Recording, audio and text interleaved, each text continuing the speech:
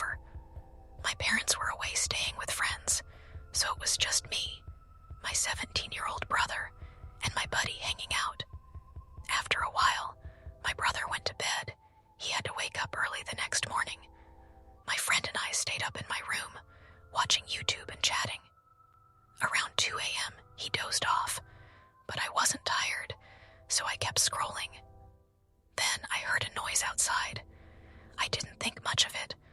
Our neighbor's cats often climbed onto our sheet metal-covered woodshed at night, making dull metallic clangs, exactly like the sound I'd just heard. 5 minutes later, a faint shadow flickered past the window behind my monitor. It was so fast, I'd have dismissed it as my imagination, but 2 weird things in a row. I got up and went to check the front door. Neither of the 2 locks was engaged. My stomach dropped.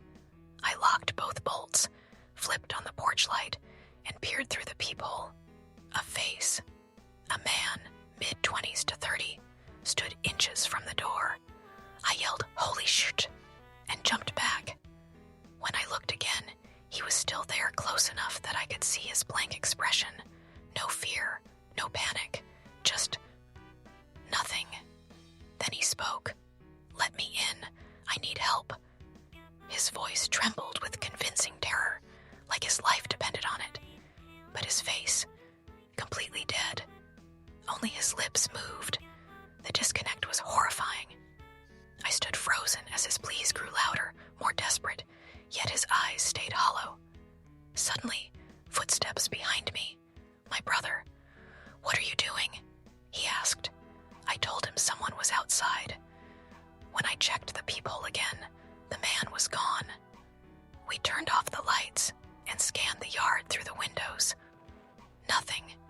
Then a scream from my room. We sprinted back to find the man standing outside my window. His expressionless mask had twisted into something predatory.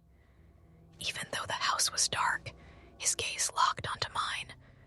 Then his first real emotion, a smile, slow, grotesque. He raised his hand, revealing a massive Viking knife, and began tapping the blade against the glass. Tap, tap, tap. My brother called the police. Why hadn't we done that sooner? They arrived in 10 minutes, but the man had vanished.